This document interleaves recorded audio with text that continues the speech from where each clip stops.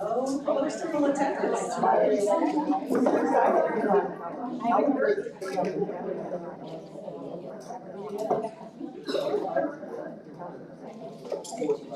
Okay, let's bring us to attention and get started to another our time.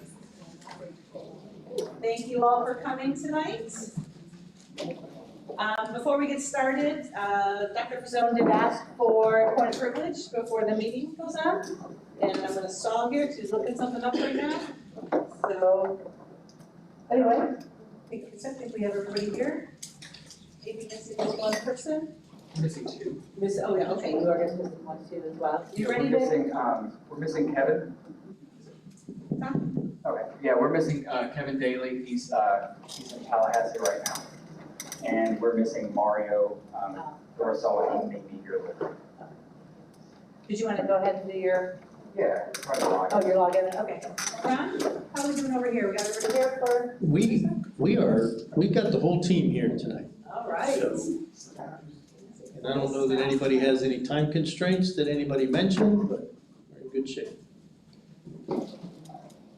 Ready? Yeah, Okay. so I asked for a really brief point of personal privilege. Hold on a second. I wanted to address why our team and our colleagues are in black today. I don't know if you follow the legislative session as closely as we do, but across the state of Florida, working people are wearing black in opposition to Senate Bill 1296, which as we sit here is currently being debated in its last Senate committee.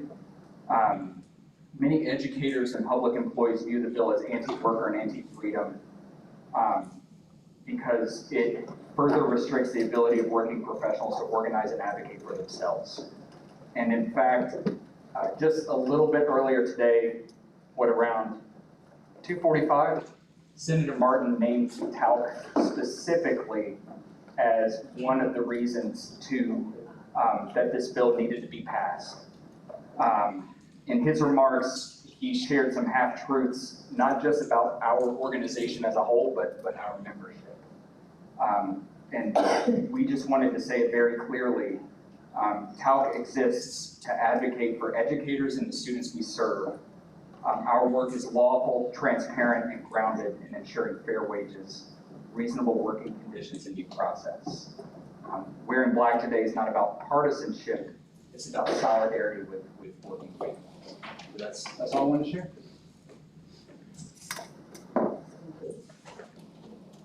Okay.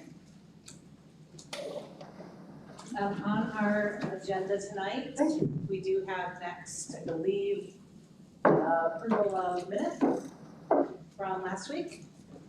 Any amendments, corrections to last week's agenda?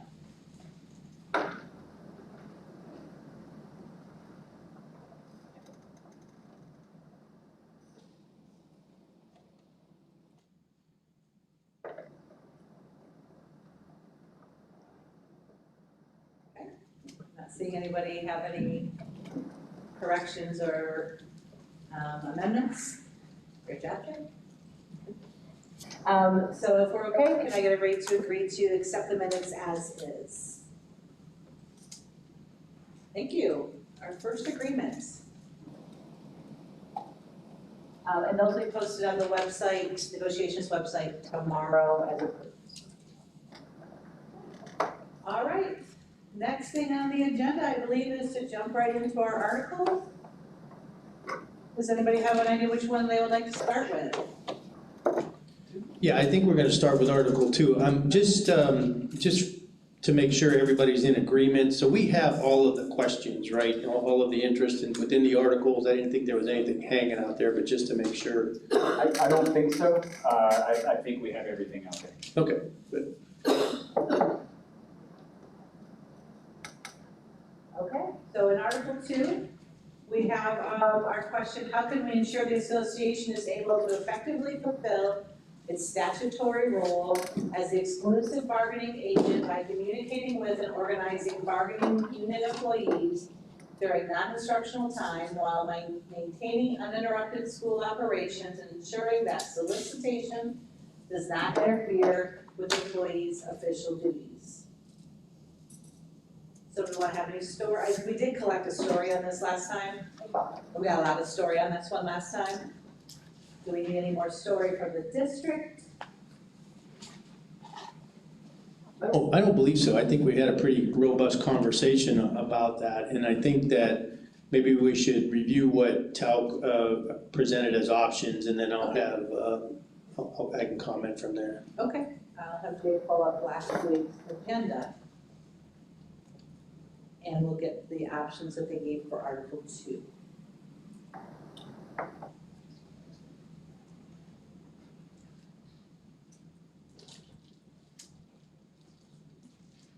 Did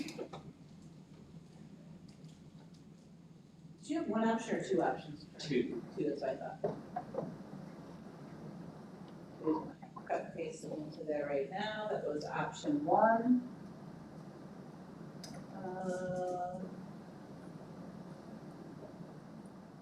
Oh, you know what? I forgot to copy the second question. I apologize that for our agenda. That's okay. So you only had, you had One for each. one for each. Okay, so we'll do the first one first and we'll let Jake Fine. copy that. Okay. Do we have any discussion about this option? So the option says, that's okay. That the association rights of access and communication, it would be Article 2.0 or 2.03.13. The association shall have the right to form, organize, and solicit membership as the exclusive bargaining agent certified to represent all employees within the bargaining unit at any non-instructional time during the school day, provided solicitation does not interfere with the official duties of employees and the operation of the schools. The association representative shall notify the building administrator before reporting to a work site. Comments, questions, next steps for this? No, I guess at this point, let me cut and paste for, we have an option and I'll just cut and paste it and then I'll go ahead and talk about it.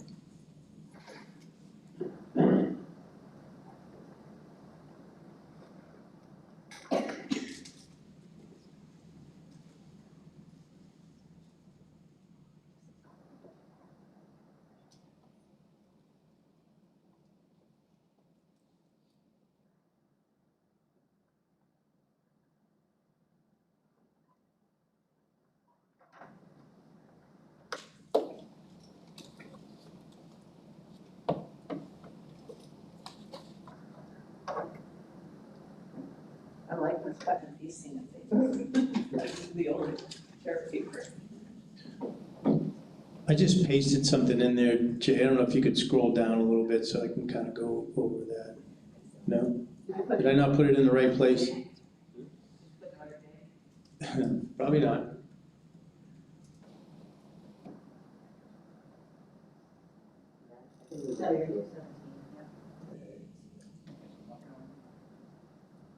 All right, give me a second.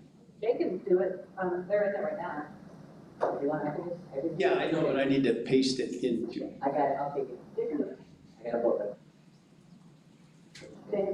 Yeah, I know, how do I paste it in there without giving it to him? I haven't sent it to any, I was just gonna paste it into the, Oh, you didn't paste it into the No. 217? Yeah. Yeah, it's in. Yes, okay. They're gonna oh,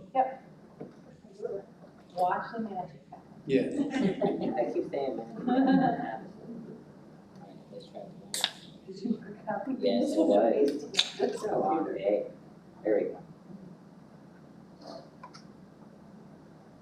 I got it. Is that right?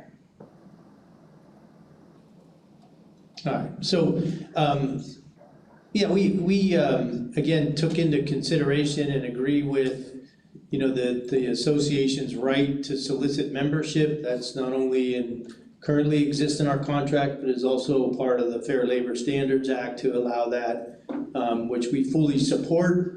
So I basically took the language there and added kind of a combination of the language that we have that currently exists So you have your language, and then the last sentence it said, we cut and pasted out of the original language that says it shall be the right of the principal to determine that such activity does not interfere with the school program. So once the association representative notifies the building administrator before the visit, then they work with the principal. And I think that's kind of what we talked about last time around anyway. So we just want to make sure that the building principals have, kind of a say-so in what's happening within their buildings, and encourage the association and the building principals to work together for that process to begin.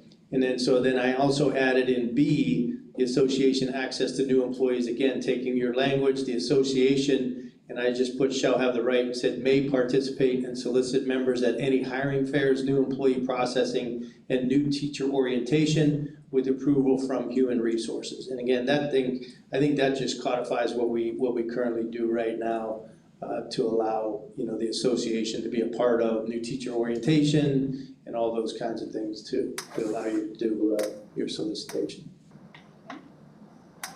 Any questions or comments on the session? Shay?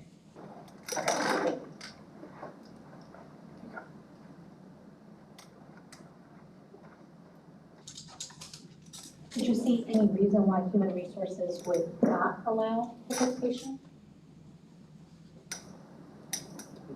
Not that I can think of offhand, but I just want to give them the opportunity to work in collaboration to make sure that they're notified and that they're good with it. Okay, thank you. I know, whatever happened last time around is HR had a whole big thing planned for new teacher orientation, and then we found out that the federal government would cut all the funding for that, or at least put it on hold, so we had to make some adjustments and then work, at that point, because we had to have a very short abbreviated piece of that. So just really want the ability to collaborate and work with human resources in those events. Thank you, sir. Okay, any other questions or comments? Option 2, A and B? Oh, yes, I should. I guess that's a C too far. That's okay.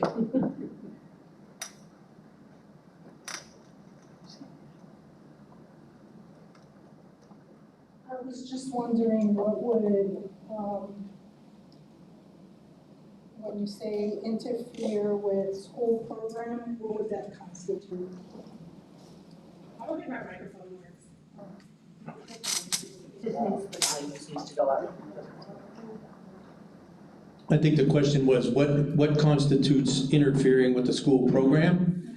That's just kind of the language that we've been working off of for the last quite a few years, and I think that just refers to the principal making sure that, that whatever that process is doesn't cause a disruption during the school day. That's what I take it to mean. If anybody else has who was around when that language was crafted and it wasn't intended for anything else, I'm not sure, but that's what when I read the language, I think that's what the assumption is, that the principal can determine what activities might interfere with the instructional process for that day. Thank you. Person? I was just gonna say then, should school program be changed to instructional activities? But it might not be always instructional.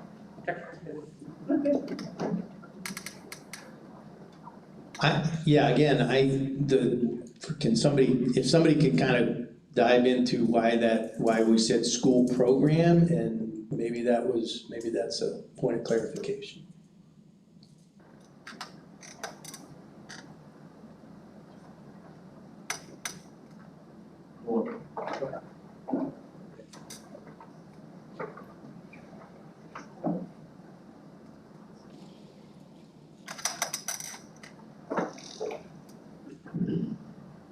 I'm pretty sure this language predates me. I think it's just another word for school day.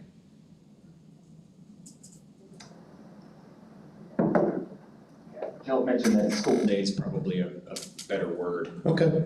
I wouldn't be opposed to changing that in both sections, but. So in your, I guess I do have a question then. So you have it listed as 2.0313. Are you proposing that this simply replace 2.031, is that the one? Quite honestly, Kerr, I just copied that part of what you proposed. I think I did, maybe I didn't. No, Yeah, I did, you did. You did, Okay. okay. So yeah, I'm sorry.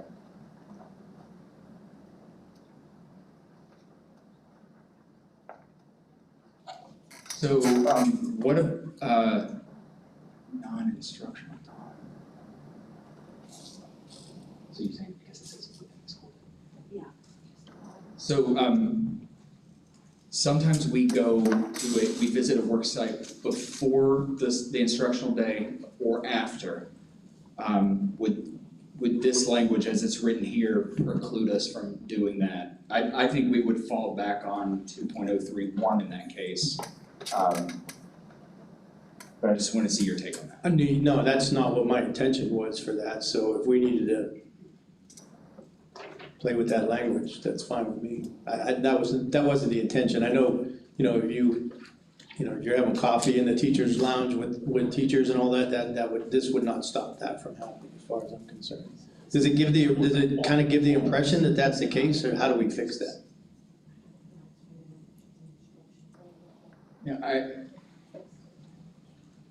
Because 2.031 gives us the ability to visit school facilities and use equipment. Right. 2.0313 was our attempt to really look at visiting classroom, what we call it walk the halls, but Right. but yeah, so I think I'm okay with the way the language reads.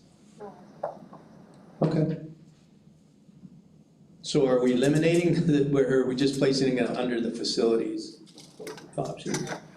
No, I think as it's here, we'd leave it as it is here. Okay. Am I hearing that we want to test that? Is that what I'm hearing? That's okay. Ron, do you want to test as is? Unless there's any other questions or comments or. Option 2A, parts A and B together? Yeah, sure. Yeah. All right, can we test on this one?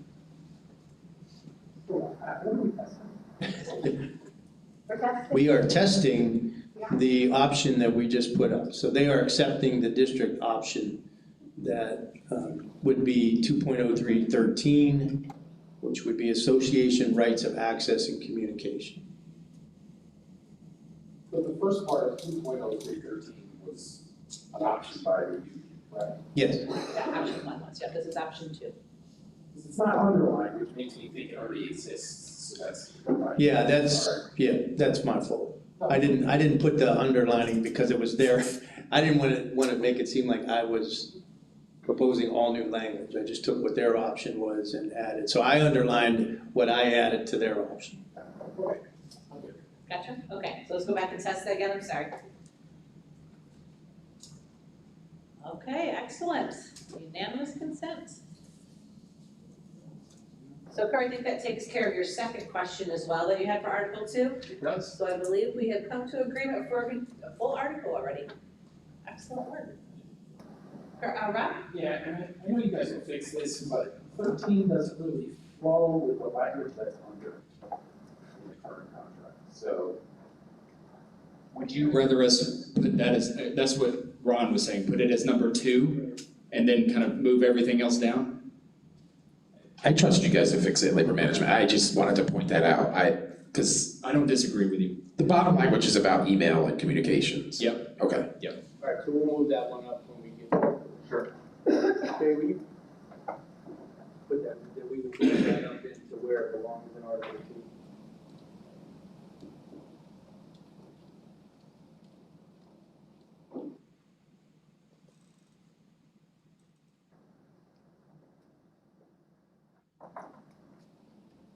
Okay. We're gonna go on to the next article, 7.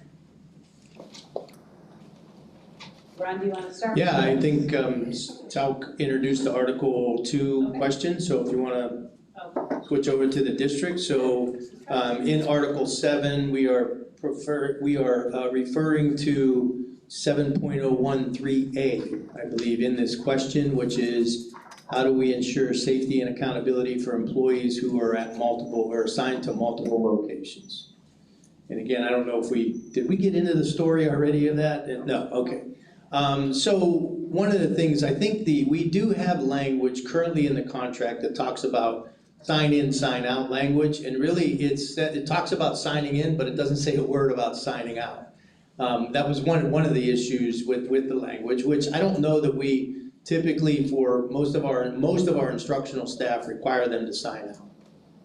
Which really isn't the issue that we're talking about. It's for the staff that is assigned to multiple locations, so that we can understand, when you still clock in every day. I think it's the understanding that it refers to teachers clocking in, but we understand that's everybody. All instructional staff clocks in at the beginning of the day. But when you go from multiple locations, we want to make sure that we have the accountability for those folks and for safety issues. So if somebody leaves one building and is supposed to be at another one, doesn't make it there, we can kind of go back and check what time did they leave the other building, were they there during that time, and where do we go to locate them. So really what we're interested in is adding on to that language an option that would include any itinerant staff that is assigned to multiple buildings.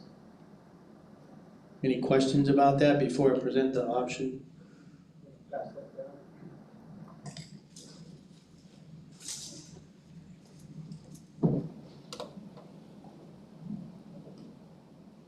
How is that not covered by the use of cameras in every school? That's a good question.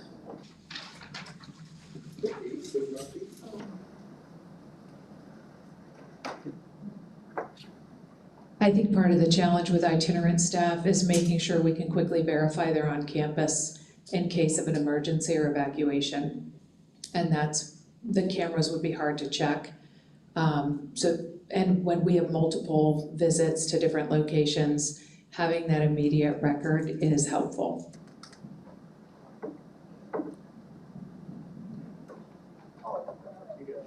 I'll defer to my colleagues.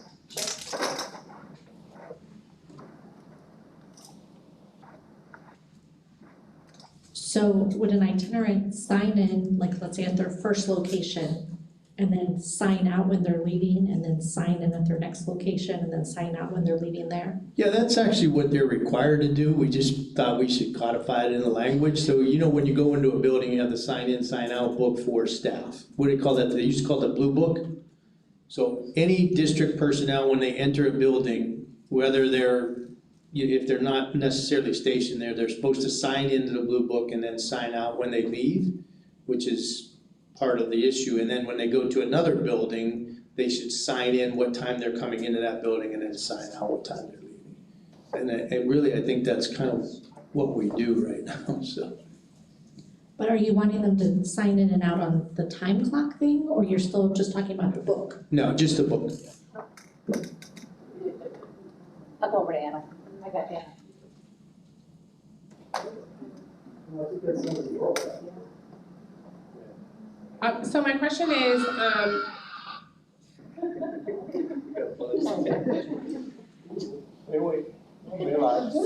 my question is, would this only impact itinerants that are having to go to multiple locations during the school day? Or would it also apply to itinerants, like let's say that on Monday and Tuesday I'm at my school A, and then on Wednesday, Thursday, all day long I'm at my other school assigned, and then on every Friday I'm at this location? Like, would it be itinerants all in general would have to, or how would we determine which itinerants throughout would be required? Yes, please. So the process we've been following is all itinerants, regardless of if they move around from school to school during the day. The process we've had is they sign in to the district employee register as they arrive on campus, and then when they exit. Because they do move periodically, like our district crisis teams, we may call them to another school in case of a student loss. But what we've been following is making sure they sign in each day, so that we know they're on campus, and that really so principals also know, because they report to a different supervisor, And that way, for school safety reasons, we know who's on campus. Iris, did you have something? If not, I have a question. So at the beginning of the school year, there was clock in, badge in, and sign in. So there was like three verifications that you're at a location. Is badging in not enough when you go from one place to the next? I mean, when there's an emergency, are we really grabbing that book? Or are we looking electronically to see who is on campus and who is not? You can keep it after a while we're on this. For those of you who don't know, Lori kind of oversees most of our, that's why we did answer most of it. So one of the tasks when there is an incident on campus is, and that's my understanding, so I'll probably lean on some principals, is that we do look at the district sign-in to see who is on our campus because we have visitors, we have a visitor log, et cetera. We do have them do a badge in, so Lee Clock is for everybody, right? And then we have them badge in and sign in because what we found is there were times that our itinerants were forgetting to badge in and forgetting to sign in. One or the other or both, so we just ask them to badge, just even if someone holds the door, just badge because it'll pick it up if the door is being held. And that way there's a record of them on campus. And then the district logbook. It really was kind of a dual purpose because we noticed discrepancies and we weren't quite sure who's on campus. And at the end of the day, the safety is paramount and we really wanted to make sure that we knew exactly who was on campus.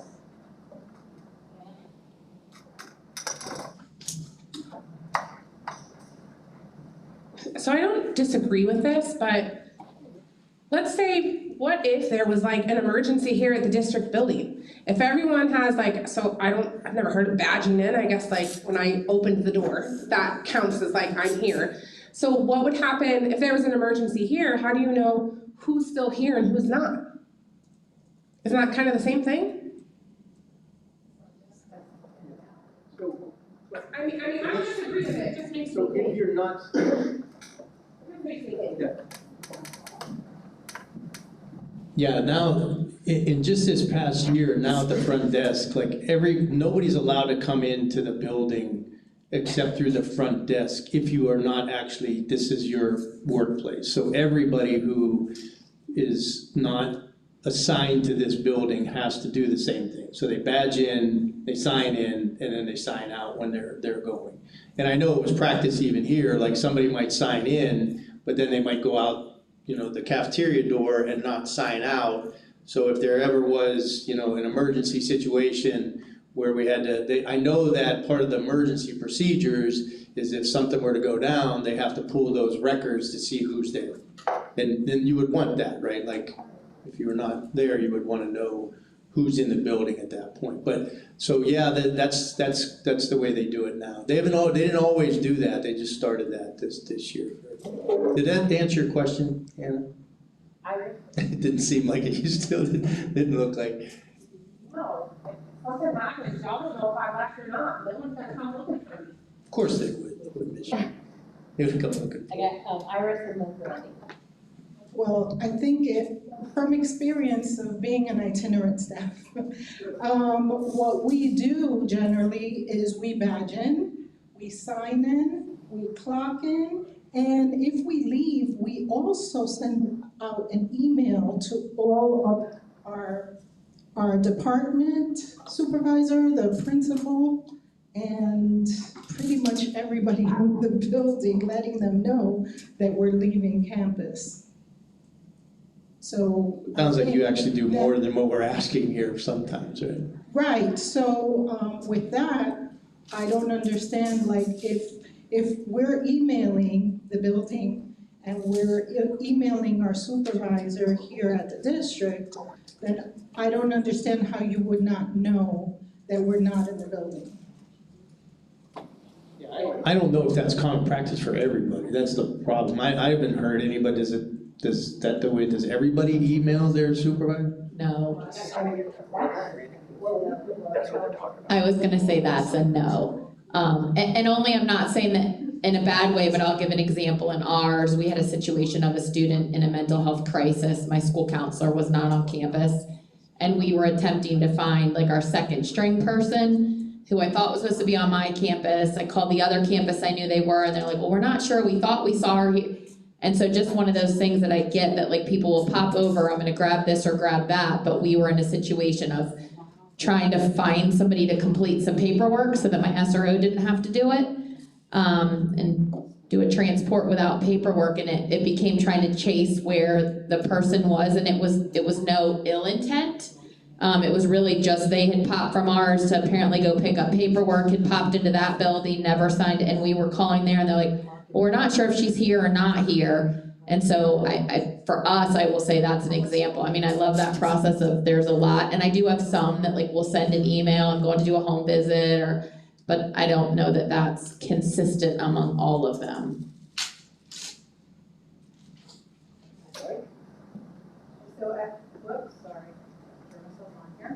Iris, thank you for bringing up, that is for one group of itinerants, licensed mental health professionals. It could be for more, but that is something their supervisor requires. And it's not necessarily uniform across all of the itinerant groups. That is one of the reasons that the lead clock badge in sign in was put into place across all itinerant groups between ESE and physical and mental health services, because we wanted to eliminate the situation where we weren't sure if people were on campus or not. And the email is of course going to be an even better practice, but that would be dependent on supervisor, and it's certainly something that supervisors could ask.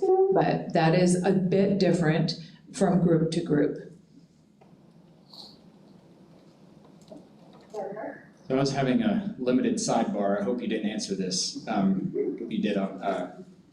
Isn't that in the commitment? Yeah, it was limited. It was limited. The clocking in is only at the beginning of the day, correct? Not side to side. Okay, great. Number two, what about locations where a staff member, I'm thinking of building or schools that have multiple buildings. Is the expectation that they always walk through the front entrance, the main entrance? I mean, like a place like here, if I come in through the north entrance, would the expectation be I go all the way to the front to sign in? I'm thinking of like Varsity Lakes and these places. I'm trying to not put all these hurdles and wasted time into somebody's day.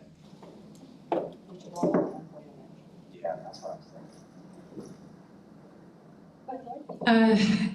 Yes, it's an expectation. So you can badge in at any entry point, but we do ask that our itinerants go to the front office because it's also a best practice. Many times we hear from school leaders, even from other members of a mental health team, I don't know if my person was on campus today unless they go to the front office and they sign in, but also we want them to be visible and present and just make sure that their face is around, not that they're walking the campus, but a best practice as an itinerant professional is that you make your presence known. And so going to the front office to sign in ensures that even the reception at the front office is like, oh, Lori Brooks is on campus, I saw her today. Just in case though, they're really busy, we've got the sign-in book as well. But yes, it's our best practice that they would arrive on campus, badge into the door that they badge into, and then also get to the front office at some point and sign in. Just a follow-up. So when you said, and this kind of helps assuage my concern, when you said at some point, it's not necessarily right away.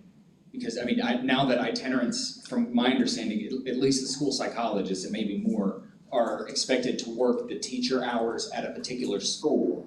And I've heard that, in some schools it's really hard. There's not a lot of time, say, between teachers' contract hour start time and maybe that first meeting. So if they have to go to that first meeting and then go to the office to sign in, that would be appropriate or acceptable? Our process has been to the extent possible. So our itinerants have always been expected to follow the same teacher contract hours at any of their locations. And our process is that we want them to badge in, sign into the employee log in the front office, and also do lead clock in the most time-efficient manner possible. So sure, in an ideal world, they'd get all three, just like the teachers are required to do their clock in, per se, on time. And yet, I do understand. So what we would look at is also in the employee log, of course, there may be a little bit of an anomaly, but did they sign in every day? And we don't have it in the process, but the expectation for school safety tracking would be that if they have a meeting, because we're all human beings, we might get there right in time for the meeting. Soon as they're done and can do that, to go ahead and do that. But that's also where the badge record would help.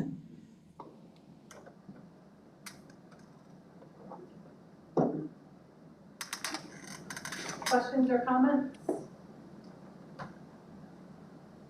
I have an option. Let me just throw that one in there, and then we can talk about that. You okay with the option in that? Okay, go ahead.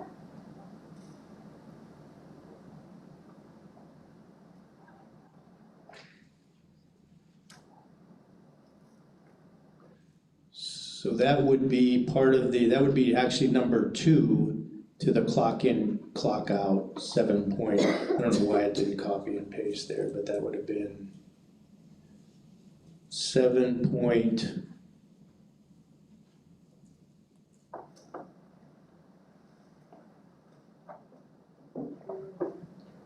7.015B. 7.015B.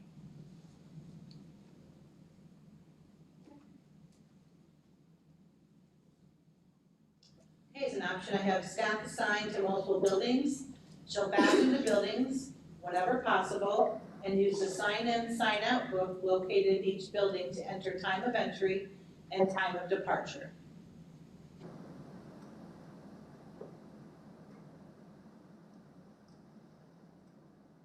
Questions or comments about the option?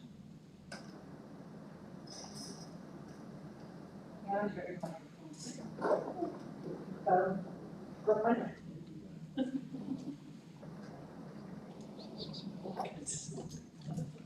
I just want to clarify, if a person is an itinerant position, but they're like full-time I'm a full-time itinerant at Franklin Park, do they still have to do this, or only the ones that are assigned to multiple buildings, as the option says? They're considered if they're full-time at one building. Yeah, so they're just, so if school is full-time at Dunbar High School, they do the same thing. Yeah, go ahead. Yes, it applies to all itinerants, whether they're assigned all day at a school or multiple locations. We try to minimize their travel from school to school anyway, but we have all itinerants following these procedures to ensure that we have an accurate knowledge of who is on campus on any given day. Do you want to make another option then? Anna, we can, and then I don't know, Lori, you can help me with this. So do we have itinerants that are assigned to, not just for the day, but forever, like for the entire year in one location? Yeah. I think, is that what you were? Yeah, so if I'm an LMHP and I'm at North High full-time, would that itinerant, that LMHP be required to follow this? Because as the option reads, it only specifies staff assigned to multiple buildings. So if I'm an LMHP and I'm full-time, I would assume the way the language is written, that does not apply to me.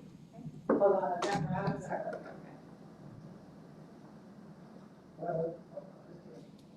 JK, well, then we need to define itinerant, because it means someone that travels from place to place. So a one-place itinerant really doesn't, that's not the definition of the word. So, just saying. Okay, no, I guess it'd be the new place for it. So I read that, in my world, itinerant it can be staff assigned to multiple buildings. Yes, some serve a school full-time, they can at any point be reassigned. So we have itinerant staff that are covering other buildings and may report while someone's on maternity leave or we have openings and vacancies, they may be reporting to another location 1 or 2 days a week, and those days may rotate depending on the need. It may rotate, as Brandy defined, the student in crisis, and they needed to have someone there. Frequently, we'll pull another itinerant from the school next door or closest so that they can report and cover for that. So that's why I read itinerant as staff assigned to multiple buildings, because it can happen that way, and in most cases it does. But some of them are assigned full-time to their building, and yet it also can change.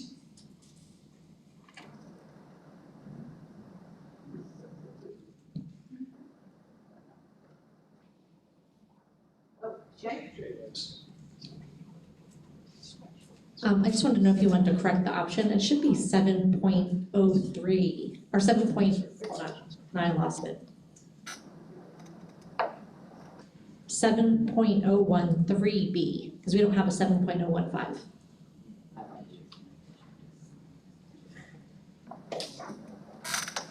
Additional questions or comments about the option? I got one, or I have one. Something came out.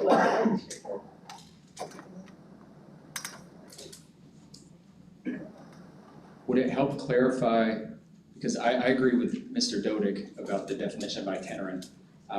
Would it help if we used like district assigned special instructional staff or something along those lines, or does that muddy the waters?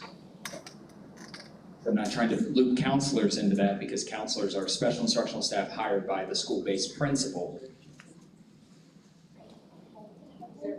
Okay. Lori and then Anna.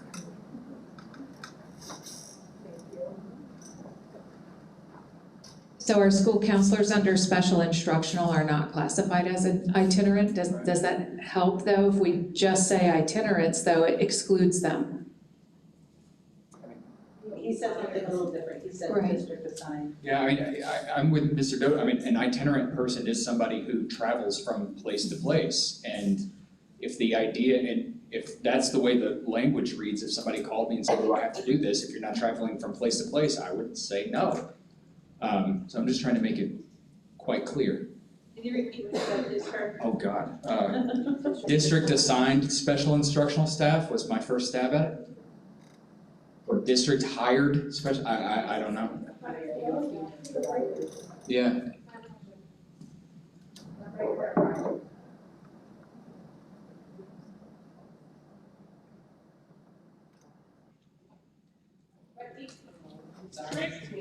But even beyond that, like I think of sometimes when I'm in an ESE meeting, are my staffing specialist is not listed as special instructional. I may have a representative from the ESE department that comes and sits in, or from speech that comes and sits in that I have a literacy coach that comes and meets with us during the day. So if we limit it to special instructional, aren't those other positions, literacy coaches and different, aren't they itinerant also if they're going into school sites? Those people are already signing in and signing out in the book. The coaches, the ESC support staff, they do that already.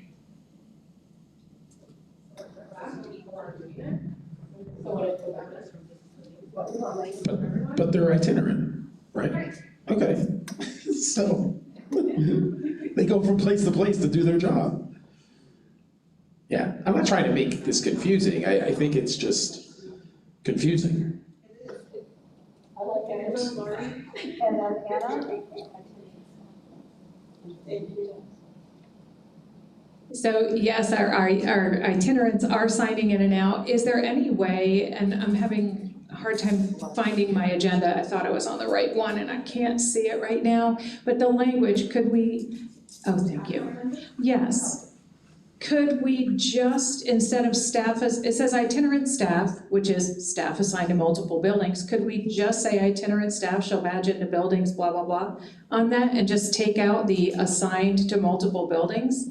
Since itinerants are itinerants and can be assigned to multiple locations, in some cases they are, and some cases they're not for several weeks and they're at multiples. You know, it just kind of says itinerant staff then. Because it can change on a given condition, that they go from 1 to 2 to 3 to 5 schools. Ron, are you okay with it? If everybody else is, sure. I just want to make sure that when we're doing this, that we're doing it in the way that we're capturing all of the employees that it could apply to. Let's not just make it for, you know, whatever, a more broad than less specific. So that way, because I want to think too from a manageability thing, right? So if it's not encompassing or we're defining on who that may apply to, like, do those teachers know, like, okay, you are itinerant, you know, is that defined anywhere? Is that in a job description anywhere? Because we also want to make sure that if we have this language, we're not putting in a situation where we're opening opportunities for different grievances or such things, because someone may misinterpret, you know, oh, you're supposed to have been signing out and you didn't, now you're not following the contract. I just want to make sure that we're making sure that all of our staff are safe and accounted for. Brandy, and then. I think. You're on there for a little bit. I think some of that goes kind of back to Kerr, where he talked about the district assigned staff, which really ultimately it's who has evaluation responsibility. So if evaluations are done by people at the district office, those are all those people who really should be badging and signing in, as opposed to if the evaluations are done at my school base, then, you know, like I feel like where the evaluation is done almost helps the person define who's in charge of me. Because I feel like if I'm a math coach or what, then I'm like, well, where, you know, they don't know if they're itinerant, not like where it's, if I evaluate you, you're my people. If not, you're district people.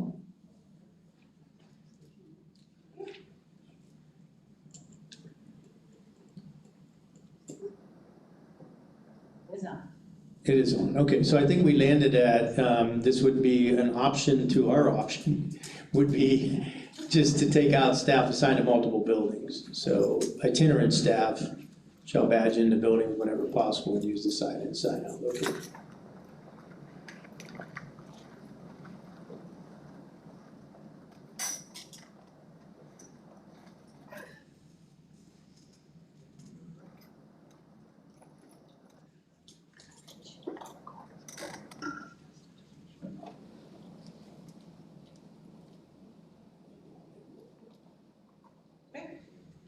Is that good, Ron? Itinerant staff shall badge into buildings whenever possible and use the sign-in, sign-out book located in each building to enter time of entry and time of departure.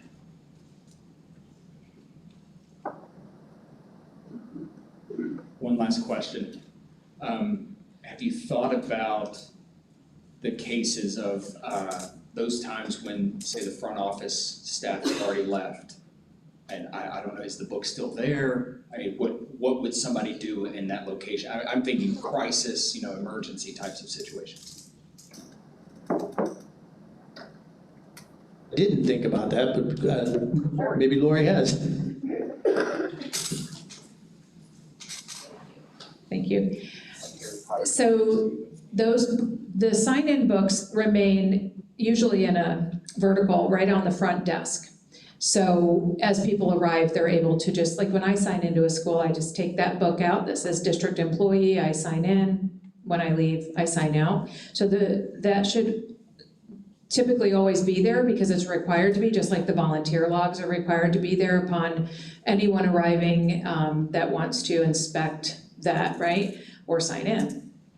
And so in case of an emergency, if those binders are with the members of the crisis team, yes, that could be problematic, but I think it further supports also the badging in Because Jerry Christmas at the district can very quickly pull, in case of an evacuation and an emergency, I need my badge records, I have to cross-reference them, I can't find an employee.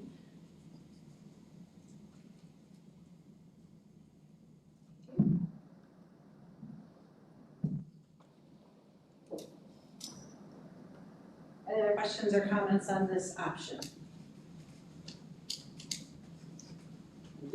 I'll just add one last note to kind of what Iris said too about, I think this creates too some consistency, so, not that our supervisors would ever do this, but if anybody said, I want you to email, I want you to text me, I want you to post on Instagram, I mean, those kinds of things wouldn't be, it would create some consistency here too. Thank you. Seems like we're getting to a test phase. I'm wondering if we could take a 10-minute caucus and come back. So I've got right now 5:22, so say 5:35, 13 minutes. 5:35.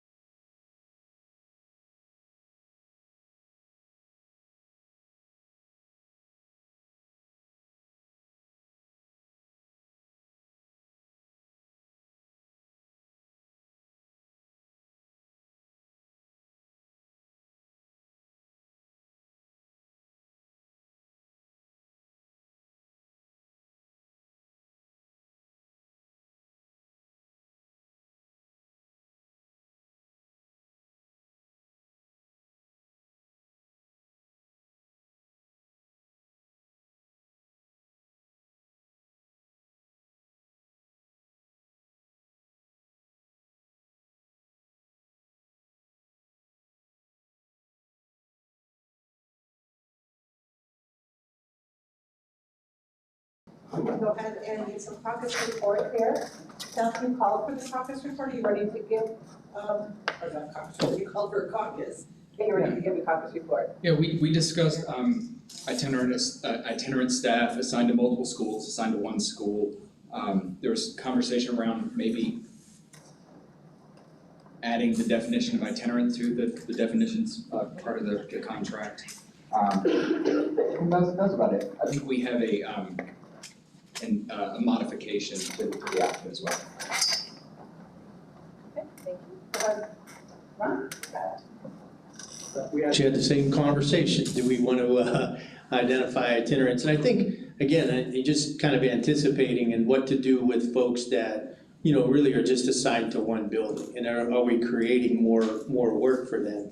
And there are those instances, again, I think when, you know, and they may be few and far between, but they do happen where, you know, somebody gets moved, even though they're assigned to that one building, something kind of happens where they have to go to another building to fill in. And at that point, do they understand that now they're, you know, assigned to multiple buildings, so they have to go through that process to do that?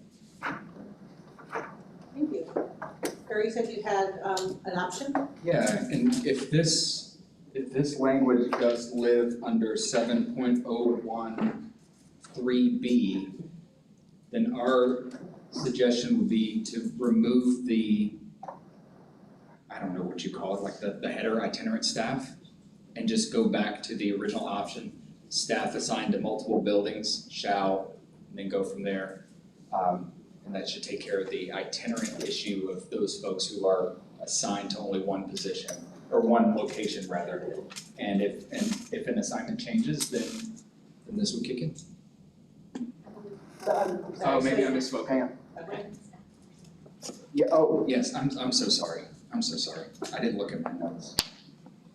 We, when staff are assigned to multiple buildings, they shall badge. Yeah. So when they are. Yeah, when staff are assigned to multiple. Thank you so much. So then this would be your own option, so it would be option 2? Yeah. Questions, Ron, Yeah, about so- option 2? So just clarification, so we have 7.03. No, it's, what is it, 7.013. Are we just saying just to add this to A then, there is no B? Is that what you just said? No, to add it as a B? As added as a B.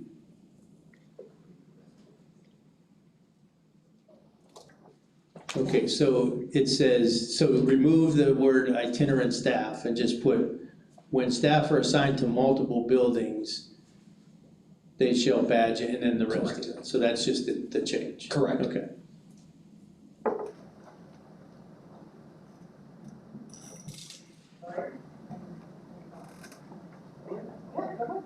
Terrible.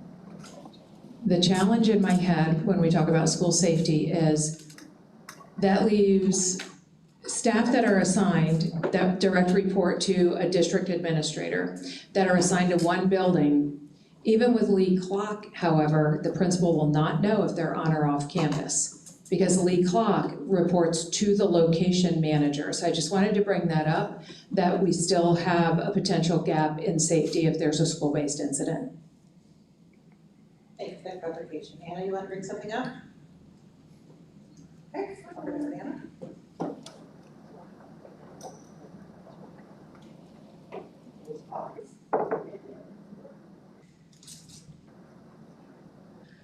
So I hate to kind of open a can of worms, but I'm going to do it.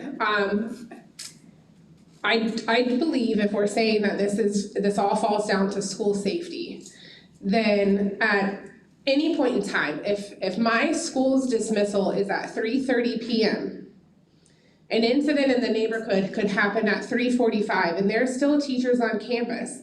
So we would not know any of our employees that are on that school site if it really comes down to safety.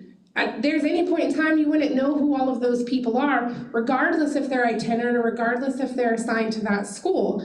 So is it we care about the safety of all of the employees and want to know at all times who is on our campuses? Or are we only caring about knowing who our itinerants are on that campus. To me, it's a very big disconnect. I do believe that it is important when you have staff that are assigned to multiple buildings. You need to know if they leave at 11 o'clock, that they've signed in and that are signed out and they verified they're on to the next school, they're gonna sign in. I do believe we need to have that record because of school safety, but at the same time, an itinerant is a person who goes to multiple buildings. So if it's school safety we're concerned about, then this is a bigger issue than just this, in my opinion. Thank you.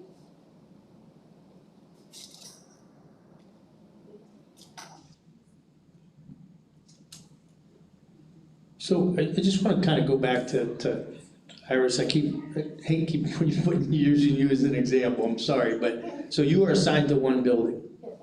And so when you come in the morning, it's, when you clock in, like teachers, when they clock in, their supervisors, they clock in, they can see who's, but yours would go to someone else. So they wouldn't know if you were in the building or not, really, by Yes, clocking in. That would go to Lori Brooks. She would know when I clock in, and then I walk to the front office, I sign the book, and then I go to my office, Right. and hopefully nobody stops me along the way, and then I clock in. Right.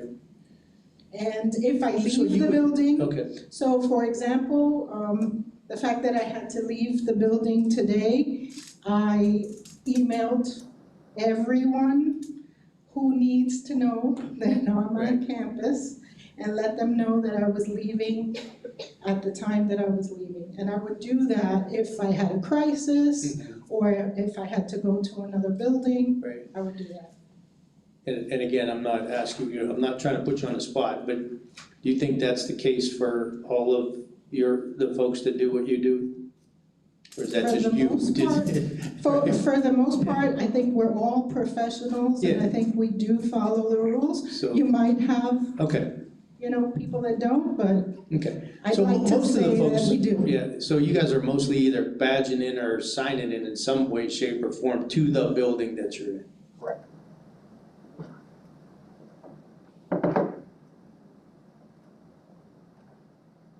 We have two options. Any questions, comments, next steps?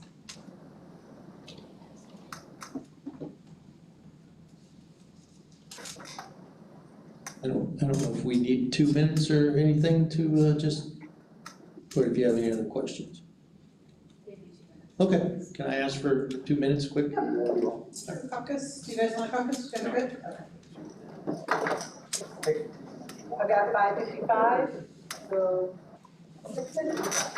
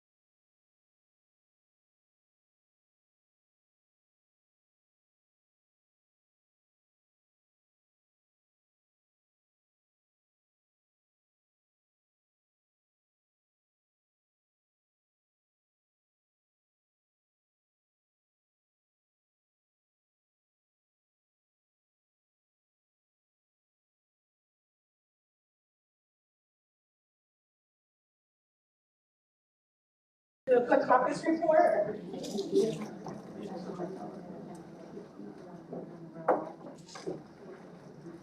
So everybody, the council not caucus, so. Yeah, just a caucus report from the district standpoint, just again, kind of more conversations about, you know, those staff that are assigned to buildings and. Sorry.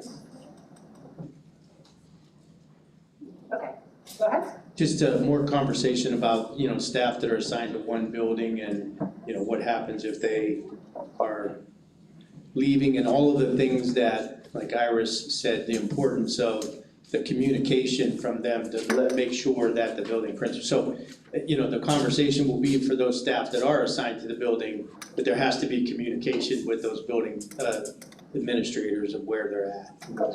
So whatever that conversation is between the building supervisor and them has to occur. How do we want to make sure that we're communicating that?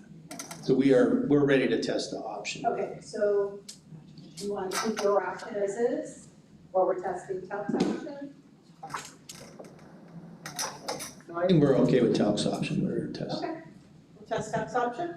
So that option says, when staff are assigned to multiple buildings, they shall badge into buildings whenever possible, and use a sign in, sign out book located in each building to enter time of entry and time of departure. So we'd like to test this one. Looks like another, we're done. Okay. Thank you very much. Thank you for that, by the way. Okay, so that's one part of Article 7. And then TALC, you had a question on Article 7. We had a lot. Hold on, I wanna.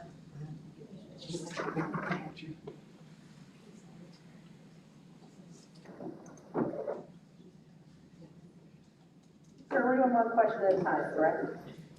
Oh, yes. And there's a housekeeping thing too that I just want to put out there so we don't forget. I can't remember if I mentioned it the other night, but that I'm on page 42 of the printed contract, Article 7. Okay. That whole first part needs to be re-looked at.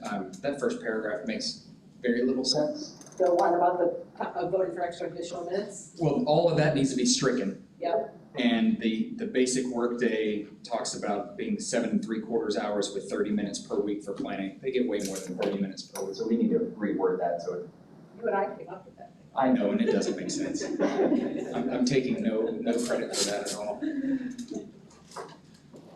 But yeah, we can fix it. I think our first question was around 7.011B lunch. How can we protect the integrity of the contractual duty-free lunch? Oops, sorry. That's okay, by clarifying that planned events including safe testing do not constitute emergencies and that supervisory duties before and after lunch do not qualify as duty-free lunch or duty-free time. If I can start with some story, I'll pass it off to our teammates here that can really kind of delve into what happens at their building. But over the last couple of years, it's not just on the elementary side, the walking the kids to and from lunch, but that time really does eat into the now 30-minute duty-free lunch. And I can hear Kevin in the back of my head, you can't just open the door and let a bunch of kindergartners run to the lunchroom. We totally get that. But it's also, state and district mandated testing. Those are usually planned in advance and they're not really emergencies anymore. And there are some days that teachers don't necessarily get their full lunch because of a change in the schedule of the day. But supervising, escorting, monitoring students, if not just on the pre-K ESE level where those teachers eat lunch or their lunches while the kids are napping, and sometimes they're planning times while the kids are napping. If little Johnny gets up and runs across the room, and that teacher's the one who's responsible for that. That's not necessarily, or that is not duty free. If a teacher is responsible for the safety of the child, they are on duty at that time. So we would really like to have some conversation about how we can protect the lunch as written in the contract and not have those extra minutes interfere with those protected 30 minutes. Did I say something else? 7.011B, the lunch period. Yeah, I've got it at 7.013B too in mine, so in the, we'll have to figure that out. Yeah, I think we know which one, I think we know which one. Yeah, it's under the standard workday lunch. Correct. Yeah, right. We gotta fix all that stuff too.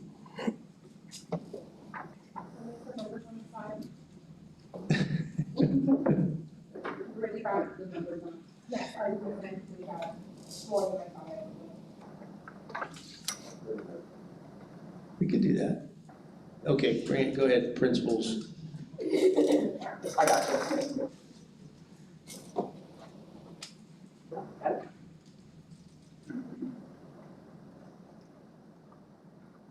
So just two clarifying questions, I guess.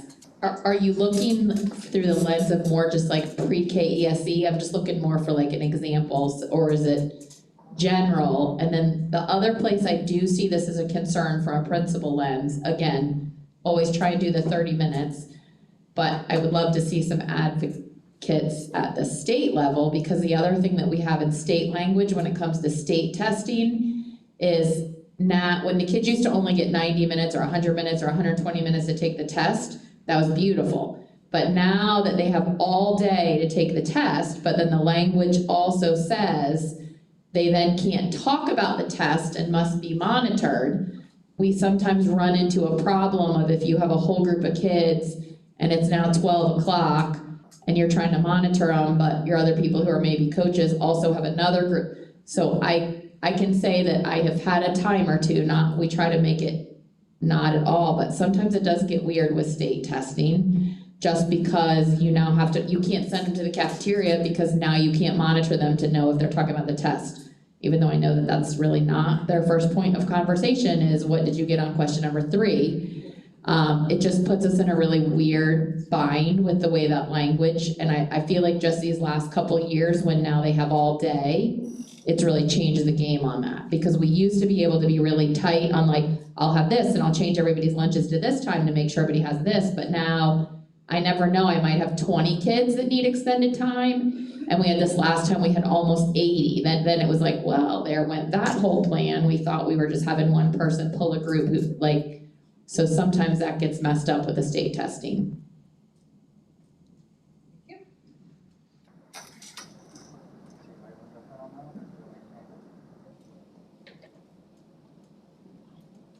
And so you specifically mentioned state testing, and is there like,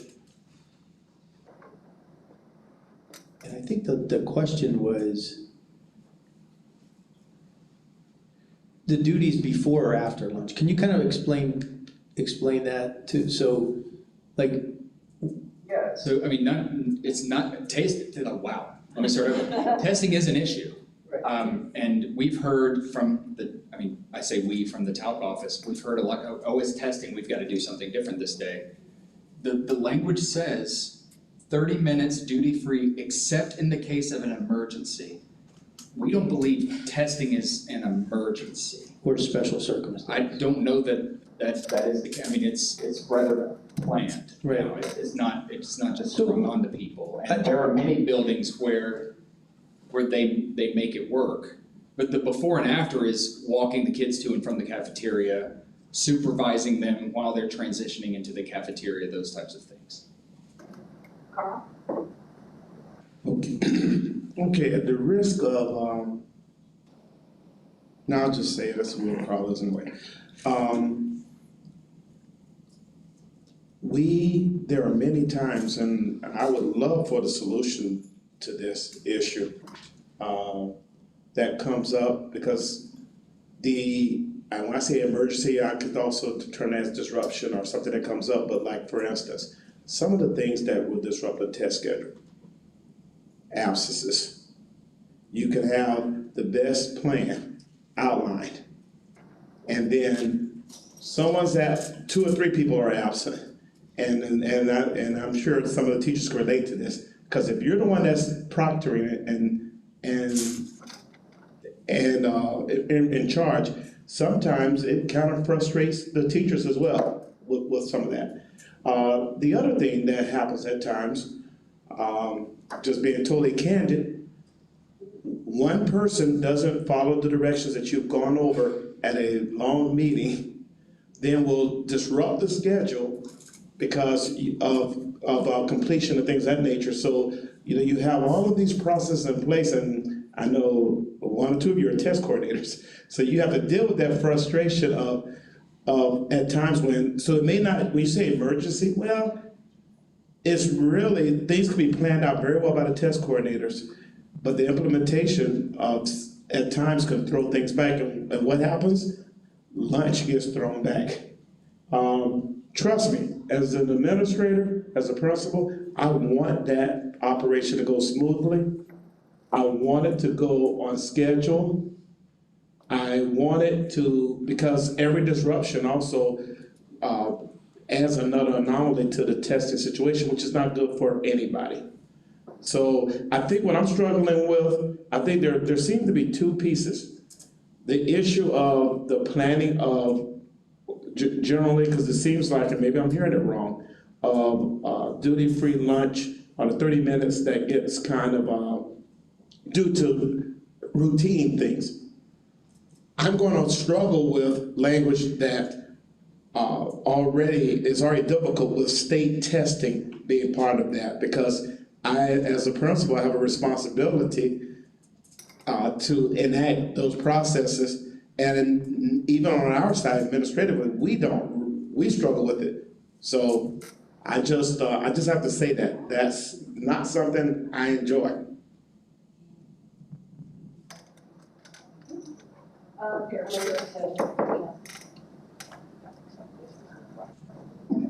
I understand what Carl's saying, and I'm just looking at their question again, and I know it's from our team, but I'm wondering if we should break it into 2 separate questions then, so we could deal with things separately.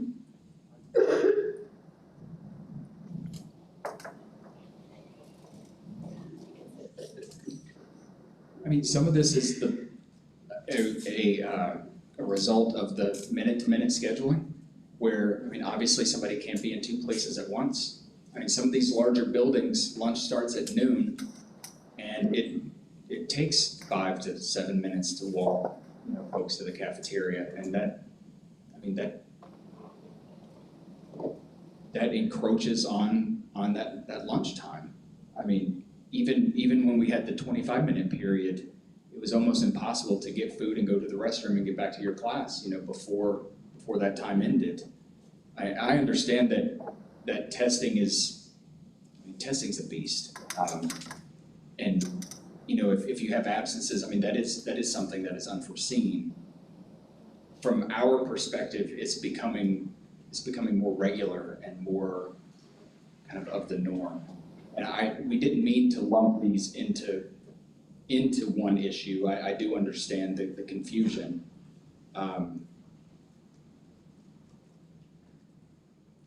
I think I need to stop there for a second. Do you want to modify? Not right now. Go ahead, Iris. Oh, you're okay. Oh, thank you. That's all.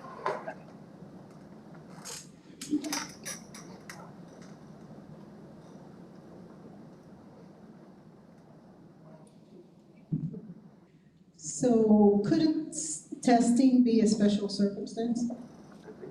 Because it's not every day that you're doing testing, or maybe not. Ron was that? No, I was just gonna, to add, well, I mean, go ahead, I was just gonna start kind of diving into what possible solutions you were going to talk.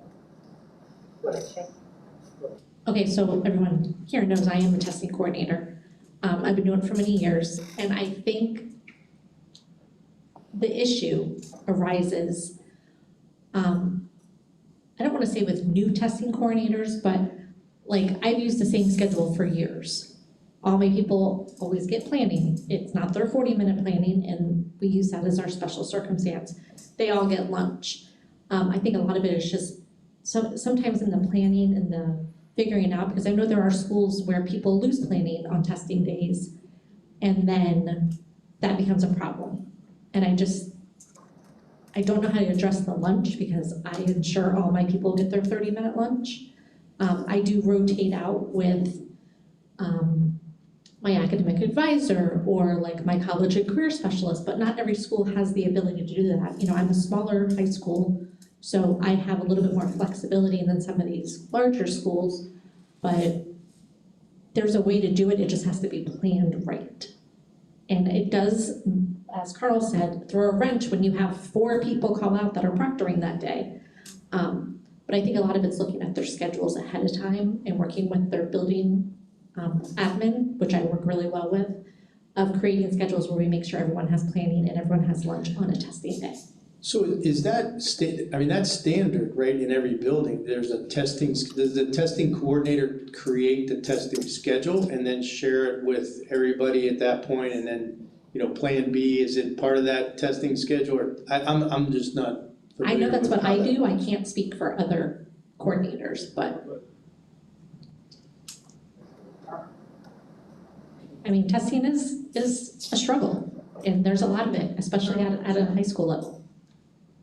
And a lot of it does, the circumstances are different. So you take a school like my school, which is a large school with a large ESOL population, with a large Title I population. So retakes become an adventure as compared to certain schools where they don't have as many retakes. So it does, and we do the rotating around trying to spread the experience. You know, I mean, and make it, consider all those things, and we've been doing it for years, and then that's what, but even with all of that, I know that's why I will stray, it's gonna be very difficult for me to get my thumb up on having language that deals with testing, because I understand everything that can happen. I'm sure Shay will, she'll say that there are things that can happen that impact that, and so lunch is one of those things we can almost always guarantee, but the planning piece, that becomes more difficult. You know, and I'm just gonna be honest with you. So for me to say, and knowing how difficult it is as a principal, for me to say that language that's going to deal with testing, which is state mandated testing, let me just say that required testing, and knowing all of the restrictions and all of the guidelines that we have to follow, which by next year, there may be different rules and that will come into place. I think going down that rabbit hole is just going to create another source of frustration for where we will all be frustrated, administrators, teachers, and everyone else, because there's language that won't necessarily be able to be abided to. Then you have even more going to labor management. So I just have to, that's why when I heard testing, I'm really struggling with that, because I know I had anyway, that's enough of my soapbox. Jill? And I just want to clarify that we're only talking about lunch, we're not talking about planning time, we're just talking about making sure teachers get that 30 minutes of lunch. I think one of the struggles that you'll see outside of 612, but you'll see in some middle schools and definitely elementary schools too, is they don't have full-time testing coordinators. So like when Brandy talks about the struggle of having even 25 kids, let's just say, who need extended time, well, her testing coordinator, that's their like evening job, right? It's a supplement. Her testing coordinator may be a literacy coach, or maybe a counselor, or someone who has another job to do. I'm just naming people in an elementary that don't have classroom instructional. So they don't have a full-time person. So it is difficult with retakes, or not retake, well, retakes and with even extended time to circulate through people. So I do understand that concern. Having a testing coordinator at every school for every level can solve some of these problems, because like Shay said, they can help plan things out, they can administer testing, it does help, and that is one of the struggles that we see. Thank you. questions or comments, concerns about duty-free lunch? And I mean, we're bargaining, TALC opened Article 7, so this is the time to, discuss these things. And we've had some of these discussions at labor management, but I'm interested to hear from maybe some folks that have pre-K ESE kind of classes at their school. What do you do to ensure that those folks get a lunch and they're not, at a time that they're not required to supervise kids? Because I know paras are few and far in between now. How do you ensure that that group specifically is able to get their full duty-free lunch? I don't mean to call you out here.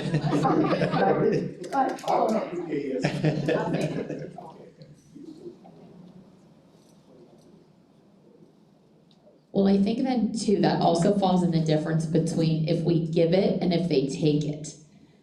So a lot of your self-contained ESE rooms, we have a para in there, so like I can tell you, like in our pre-K ESE, we have it identified that like technically their duty-free lunch is when the kids nap, and there's a para in there, and then we supplement another para who's in there. But in many cases, as pre-K ESE teachers do not want to leave their babies in case somebody gets up and runs, do you know what I mean? So I think that that's where sometimes it gets gray, that I'm reflecting that maybe we need to be more intentional in like how we spell that out on a schedule, so that that way we can say it's provided, but maybe they didn't choose to take it.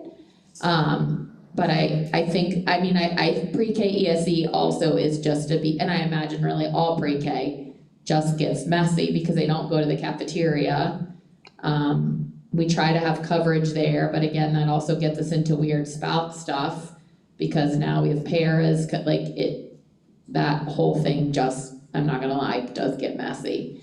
But I think we could probably craft, even if it's just some best practices around how we could be more intentional, like with that language. Especially for new people who were new, like mine have been there for forever, so they would probably come to me and be like, hey, we need this, and they do. But I'm thinking if I'm a new pre-K ESE teacher, I wouldn't know to say that or ask for that. We have the same thing truthfully sometimes with our BI classes, that they're not in a place to go to the cafeteria sometimes, and so they have to stay in the room on certain days. Yes. Any insight?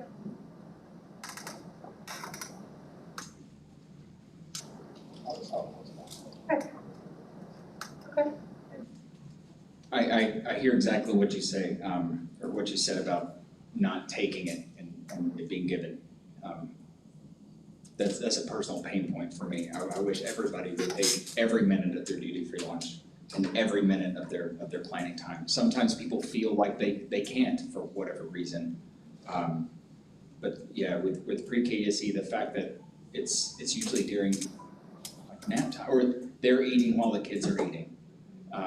Maybe we can discuss at labor management some best practices to put out there, so that there's more guidelines, so that people know what to do as they build their schedule. All right, so Kurt, you want to?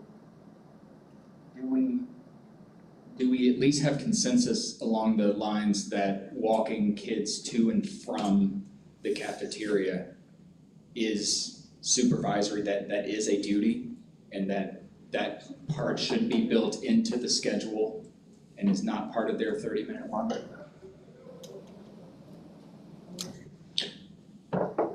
Yeah, I'm looking around the table, I don't know that I'm qualified to make that answer, but Bob? How do you question it? Why they just leave 2 or 3 or 4 minutes, however it takes. Hands go up. Yeah. No, that's why it's a nice question, I don't know. What is the thing? Carl, Anna, and then Amy. Okay. Yeah, well, actually, Rob, it wasn't a naive question. I'm going back to my middle school days. When I was in middle school, AP did the schedule. So I know that typically I've had the schedule where the teachers had their 2 minutes or 2 to 3 minutes, depending on where they were located in the building, of when they would depart, and also when they would go back. So the kids' actual time in the in the cafeteria, basically allotted for that whole 25 minutes. But that's what I did, but I don't know if that happens. But that's pretty much what I did. I kind of built in that travel time because the schedule was built on the 25 minutes that the kids were in the cafeteria. You know, typically my biggest issue was them getting picked up 2 or 3 minutes late, which would set, I mean, I'm just gonna be honest with you, from the administrative side of the kids being picked up 2 or 3 minutes late because I needed that space open for the next group that was coming in. That's usually what I try to be tactful in my looks, you know, because of the disruption for the next group of kids.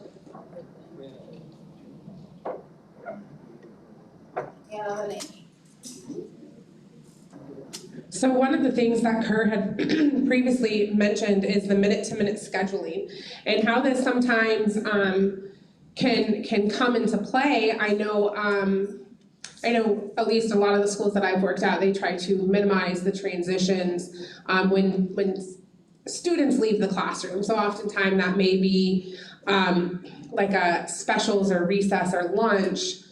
Sometimes all three are all kind of backed up to one another. So that way kids come out, they have specials, lunch, whatever, go back into the classroom. So when we look at minute-to-minute scheduling, there have been times where your planning time ends and you have to pick your kids up, but that's when your lunchtime starts. And so there's a lot of things that can impact that. When you get to drop them off, sometimes, you know, especially on PLC days, because we always end up running behind. But the first grade level could be late picking up their class from specials. And that trickles into, now you've gone into planning time because you're waiting for those classes to leave. Maybe sometimes you go to pick them up, the class is not ready to be dismissed so if I'm picking my kids up at 11:20 and that's when my lunch starts, but now I have to wait 5 minutes for the other teacher that was supervising to get them lined up. Now I've lost 5 minutes waiting for them to line up. Now I have to walk them to the cafeteria. That may take now we're 7 minutes into it to drop the kids off. Sometimes there's been situations where you drop them off into a lunch duty and maybe those teachers were out today. So you drop them off in the cafeteria and there's no one there to supervise the students. So what do? Definitely don't drop them off and walk away because you're gonna stand there and make sure that the students are supervised while you're trying to find someone with a radio or a phone call. You know, it doesn't happen on a daily basis, but there are situations where all of those things can impact it, especially when you're in a situation with a minute-to-minute schedule. I know last school year, that was minute-to-minute. You picked them up is when your lunch started, but we were last lunch. So we had that little bit of flexibility that there wasn't another class coming in the cafeteria to eat. So we could take, you know, an extra few minutes, but then that puts you in the situation of like, okay, my lunch was supposed to be at 11:20. I finally dropped the kids off, it's 11:30. I'm gonna come pick them up 10 minutes later because I'm making that adjustment, but that doesn't always work. So there are times where that is impacted just by a lot of things.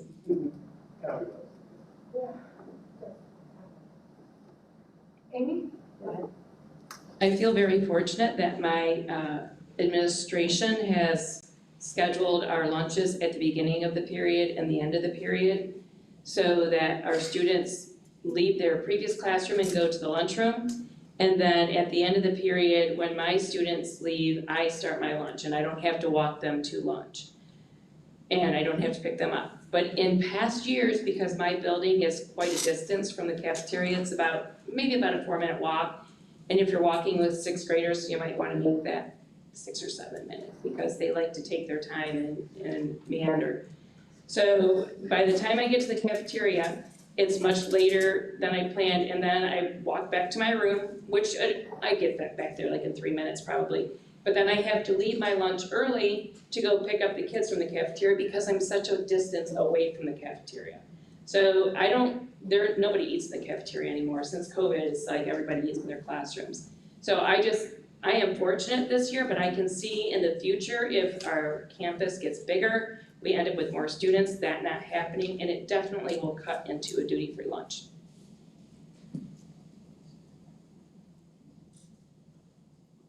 Questions or comments? Concerns?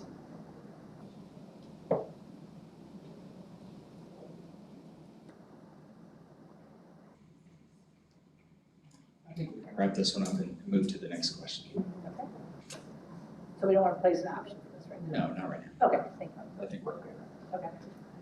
So going on to the next one. Can we actually skip the next one just because we have 26 minutes left and maybe go to the PLCs? Oh, wait, no, we go to 7:30. Well, we talked about 7 o'clock too, so if you recall, but it's up to you. I'm sorry, I'm back in the 7 o'clock date. Okay, what do we want to do? Do we want to, Could- is it 7? What do we want to do?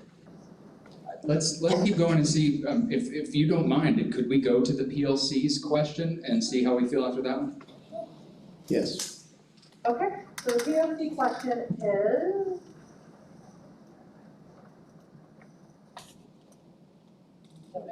Thank you. How do we ensure PLC collaboration remains meaningful and sustainable by limiting the total number of mandatory PLC meetings assigned to an individual teacher each week while still supporting instructional improvement? So I'll let some of our team members maybe give you some examples of what's happening on their, their campuses, their work sites. But this really boils down to how many PLCs some staff members are assigned. I'll give you an example, and it may be a bad one, bear with me. But say that I teach, some math courses and maybe some science courses. We do have some members who have been directed to attend a math PLC and a science PLC in the same week. And the argument has been, I guess I'm getting to options, I don't mean to bypass story, but the argument has been it is one PLC, it's the math PLC, and it's the science PLC. And we have some language that we just want to clarify that the maximum that's already listed in the contract, about once per week, applies to the total number of required PLCs and not necessarily the type of PLC that somebody's required to attend. Okay, Jill.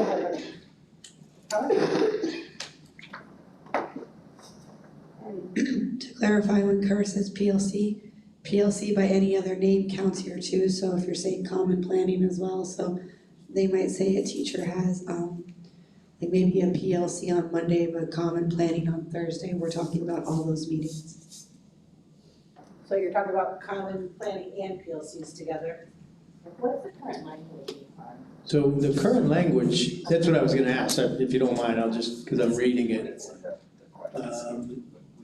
It's PLC meetings will be led by instructional staff held at a mandatory maximum of once each week.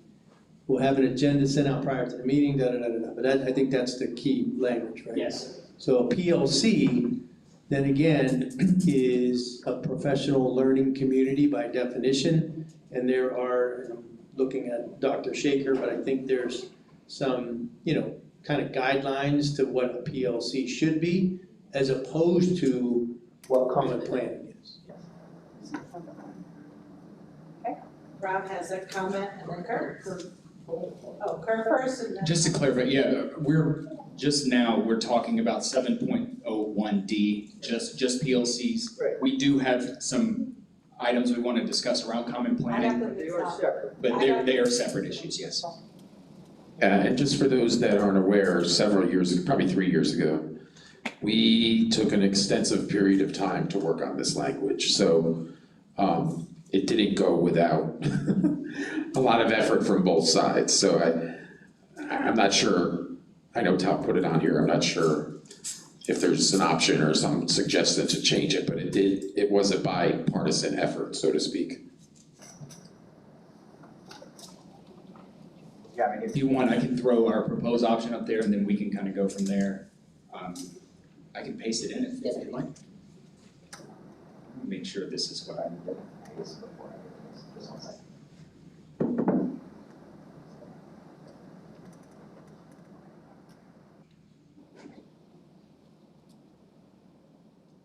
We can just paste it somewhere else. I knew that was gonna happen. What's wrong with that? There you go. So the bold underline is our suggested addition, just the mandatory max of once each week shall apply to the total required PLC participation for each individual instructional staff member.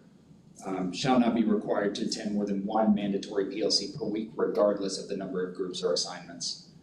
We're not married to where it is in the paragraph, but our attempt is really just to clarify that it's once per week. And we've reached some creative solutions in the past where if I'm assigned to multiple, what I call them PLC groups, maybe you attend the math one week one and the science one week two, and flip-flop it that way. But this attempt is just to clarify it's one per week that's mandatory.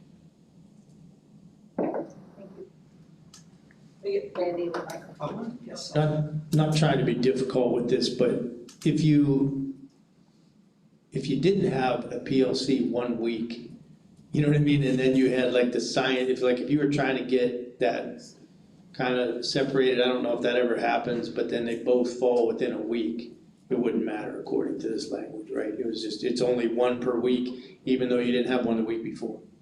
Yeah, according to this, yeah. Well, I think then where some of the disconnect comes is especially when you look at like your ESE resource teachers that support multiple grade levels.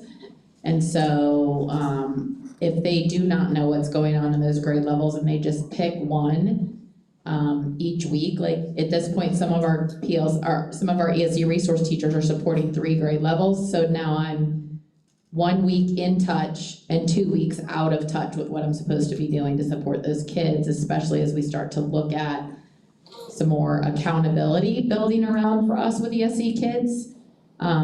I think that would be my real struggle with this. I'll just be honest, the principal, I couldn't live with it.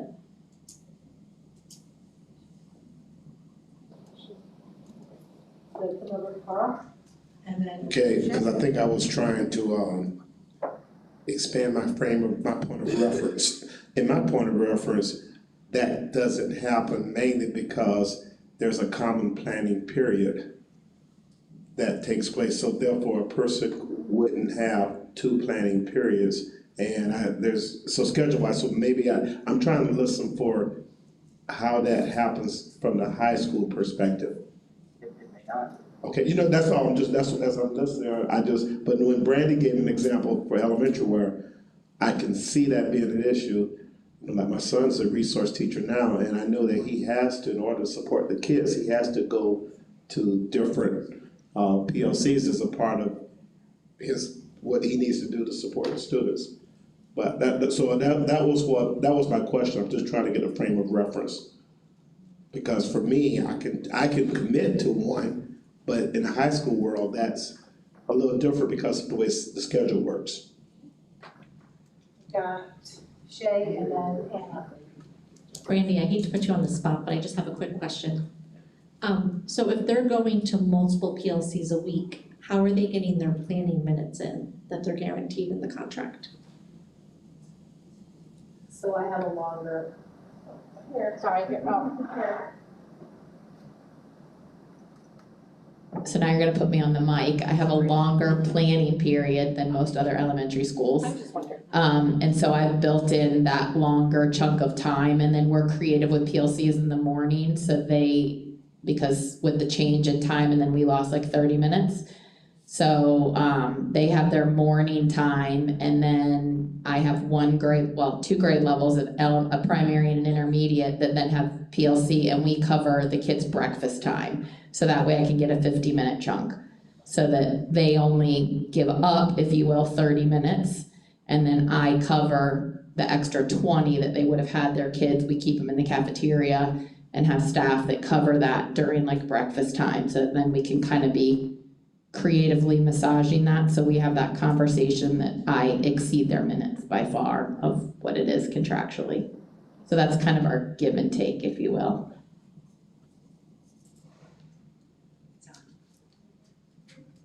I was just gonna say, each school does PLCs a little bit differently, but when I think of like our ESE or resource teachers that support different groups, or even some of like, we'll have once a month, maybe the PLC is student services. So the student services team sit in for the day to meet with all of the different grade levels. So that's kind of where our ESE teachers may, and I look at it a little differently, they may sit in on a student services and meet with all of the grade levels because they serve all of the grade levels and have conversations, but that's a day where they're just strictly PLCing on one day versus a situation where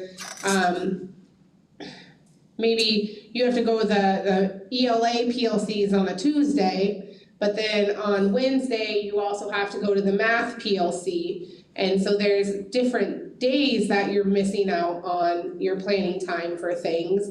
And this is kind of, I don't know if it falls under this or under other thing, but like on Tuesdays, just the reading teachers for third grade have to meet with someone that comes in from the district. And so we have to do our own planning and talk about data and come up with all kinds of stuff on Tuesdays, but then on Wednesdays, we have to do a PLC with the entire team.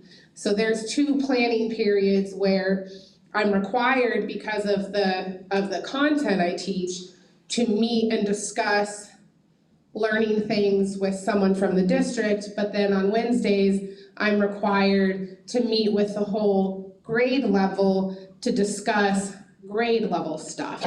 So there's 2, I don't know what they're calling it, but those are the 2 days that I'm required to. Tomorrow, I'll be required to meet with the people that come from the district, and then on Wednesday, I'm gonna be required to meet with the whole team. So there's different kind of situations that this all plays out with.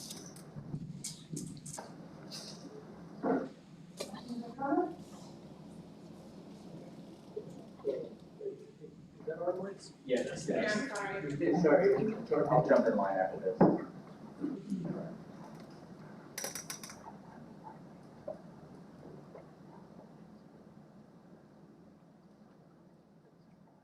So I guess my question is, I mean, we've had the language basically that says you have a maximum of 1 PLC per week.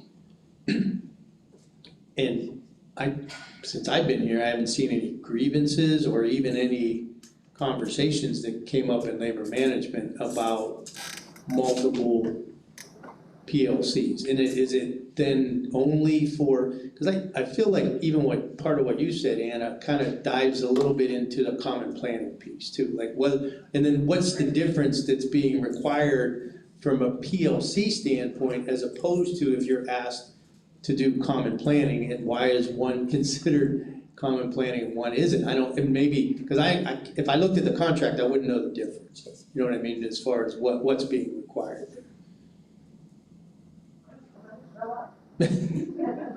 Well, so that's like, so again, I know we're gonna be talking about planning, which is a separate issue, which we talk about in the job description where it says individual and cooperative planning, which is for planning with collaboration. I think it says planning or cooperative planning. So that's one thing. During the minutes you're allowed for planning, and then there's the separate piece, which is PLCs. And if we're kind of, intermingling those two, I could see where it could be a problem if they're not clearly defined. But as far as like from a strict constructionist point of view, looking at the contract, it says you're only allowed 1 PLC per week. So why are we, you know what I mean? Like, but I've never seen anybody say, we haven't seen a grievance, I haven't seen anything along those lines. So that's where I'm a little bit confused. Has anybody else said that, or is it just me? Oh, yes, I'm sorry. So, no grievances this year about it. I mean, a lot of these we've handled at the building. I'm looking at the PLC guidelines, which were last branded in FY19. And maybe we need to rebrand and send those out, but it consists of 4 questions. What do we want students to learn? How will we know when each student has learned it? How will we respond when students do not learn? And how will we respond if students already know what we want them to learn? Those 4 questions, not all at once necessarily, though that makes up the PLC. And to Brandy's point, and it sounds to me, and maybe I just misunderstood, but I don't understand how a teacher gets 345 minutes of planning and is still required to attend what it sounds like to me is 3 PLCs. And like, maybe I just misunderstood.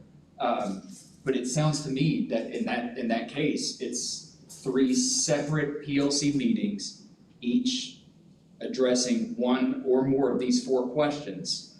And that is very separate from planning time, which has a different set of, guidelines in the contract. If you don't mind, yeah. Absolutely.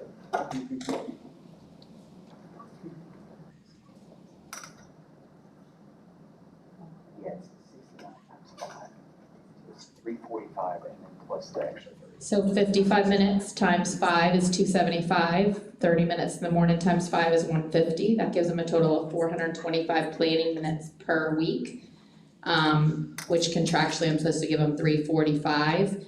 Then if my ESE resource teachers have to attend 3, even though it's a 50-minute PLC, it's only 30 minutes of their planning because I'm covering the other 20 minutes. So I'm only taking off 90, so they actually can attend 3 PLCs and still have 335 uninterrupted minutes that I've never even touched. So that, I'm not trying to be argumentative. That's okay. Hold on, let me get the microphone for you. But of the 345, then when you look at the language of the 345, we can actually have a PLC during that 345.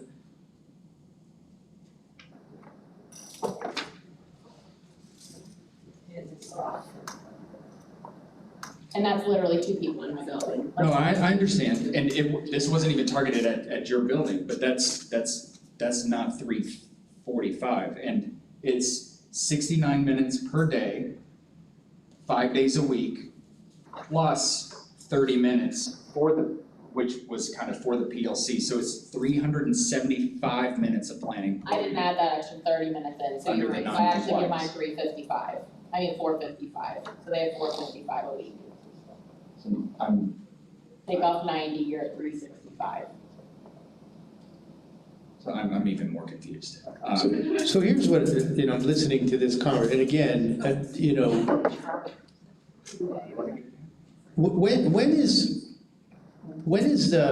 when are we allowed to have POCs? It's during that allotted planning time, or from what I'm hearing from you, Kurt, you're saying, no, you should be having a PLC during, when else would you have it?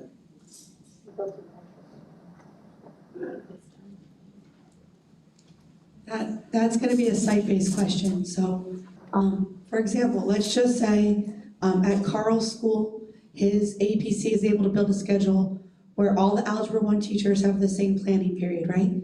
They may opt to do it during their planning, but let's just say that maybe doesn't work for the teachers. They may do it on the day that has the additional 30 minutes, right? So that could be an option. Some teachers do it during their planning, because that's what they choose, because all the Algebra 1 teachers would have the same planning, or they could do it on the additional 30 minutes day. But most teachers, when I was at high school, the entire social studies department had the same planning. So we just met during our planning, right? But at middle school, sometimes they can't give the whole department the same planning, because then they can't balance teachers off during the period. So when I was at a middle school where there was one period, because they tried to give entire departments off for a period, there was one period that had 4 teachers off. And when 16 teachers call out, there's a real problem there. So in some schools, they may only say, well, we're gonna have the Algebra 1 teachers off together, but the 7th grade math teachers are off at a different time. And oftentimes in middle school, they did it during the additional 30 minutes in the morning. And I can't speak to elementary because I've only ever worked in 612. But it is gonna be different based on site, and then depending on the building administrator, they sometimes give the teaching team, that Algebra 1 team, the autonomy to determine, do they want to use their daytime planning, or do they want to meet maybe after school during their additional 30 minutes? it is truly gonna come down to site and then that teacher team. So it's a complicated question. Go ahead, Amy. I know at least at our middle school, we do the extra 30 minutes on Wednesday morning and teachers arrive 30 minutes early. And then we start our PLTs right then. So, and all departments are doing PLT.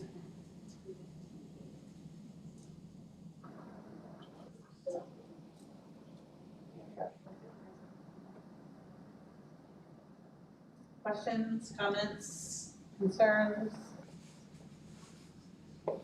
You know, I mean, I think as Rob said, probably a lot of conversation and thought went into developing, you know, the PLCs to make it, I mean, there's no question that, you know, collaboration amongst teachers, cooperative time spent together has a really high effect size on student achievement. So, you know, it's a valuable piece of what we do on a daily basis. And so I feel like, you know, I just keep hearing common planning and PLC time kind of used at the same, and I think they're two separate definitions. And I know Amy's just facilitating, but we've had this conversation quite a bit in her background and in some of my background is, you know, what's being required in a PLC, and it sounds like, according to the language, that's when you're examining data, you're figuring out what you're teaching, you're figuring out the best strategies to be able to do that, and then the method for, all right, what are we doing when kids get it and what do we do when kids don't? And then, but common planning then is really a process to say, okay, we've examined the data, now we need to figure out who's doing the intervention, who's doing the enrichment, those kinds of things, and let's kind of plan for that. And I may be way off base, but that's kind of what I'm used to, but I don't know that that's clearly defined here, and maybe that's something that needs to be part of the conversation as far as how do you separate those two, and then should there be allotted time for all of that stuff? Tina and then Nathan, Go. and then Jill. Tina, Nathan, and Jill. I think that's why we have the question up there, is because if you have an allotted time where you're doing PLCs for math and you're required to go for math PLC, and you also teach science, that's going to require you to go a second PLC that week. It's separate than the common planning, and so that's why we're trying to discuss, you know, how do we protect that and require teachers only go to one. And is it, before you go, Nathan, so is it mainly the ESC teachers who are assigned to multiple grade levels that is mainly the issue? I'm sorry, she was sitting there.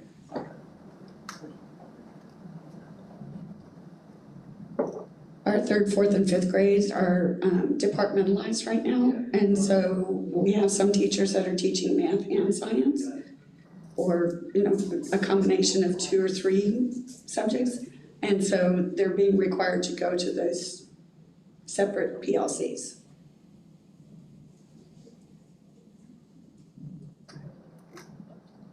One kind of rule of thumb that we could use that might make it a little bit easier to wrap our head around it is PLC is really looking back, right? You're trying to see what data you have, how did they just do on assessments the last week, how did they do with the lesson. Common planning is looking forward, right? You're planning for what's to come. So I don't know if PLC doesn't always take a clean 30 minutes. I think we've had teams before that can talk about what's happened in the past, they do 15 minutes of PLC, then they can pivot into common planning. If you think about it as looking back and looking forward, you can usually separate it in your mind. Jill?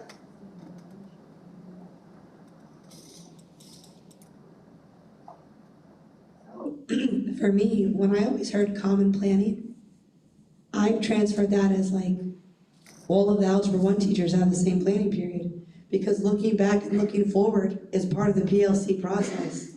What do we want them to learn? What are we gonna do when they don't understand, if they do understand? To me, whether you're doing it with 3 other teachers or you're doing it by yourself, you're looking at data, you're looking at what they learned, what they didn't learn, and you're planning forward. That's just planning. Like, to me, I don't differentiate that into two different things, because to me, that's what you do in a PLC. You truly are, like, that's the professional learning community. Did our students learn? What's the data? How do we move forward? How do we go back? What interventions? I mean, all of that is truly covered in those 4 questions. And as your PLC, as you move, and then over time, you even move past those 4 questions. Those 4 questions, I mean, when we went to that PLC Institute, like 12 years ago, I felt like that was like PLC 101. And as time went on, like Amy and I did the protocols and things like that. Like, to me, I felt like that was PLC 2.0. Like, you move forward in that, but to me, it's all PLC. And I always looked at common planning was a scheduling thing, making sure that this group of teachers had time during the day set aside to do that. But what you do in a PLC is, to me, full scope planning. You can sit there and bring essays so that you can discuss the rubric and make sure, does the rubric apply to the essay correctly? You go over test questions, you look at that data, you plan for tests. Like, it's the entire planning process to educate your students. That's what, to me, is supposed to happen in a PLC. It's not, well, we discuss data and then we kind of merge into this other like thing that's something else. No, it's all PLC, and it's all, to me, like all the components of what comes down to quality instruction and all the pieces that you need to adequately educate all of the students that come into your classroom. Anna? I just wanted to clarify something is, in whatever this is, Part C, standard workday, the planning time, where it says 69 minutes per day. Does that 69 minutes per day total, which comes out to 345, include the extra 30 minutes? No. So when you add the 130 minutes a week, we're at 375 minutes a week. Correct.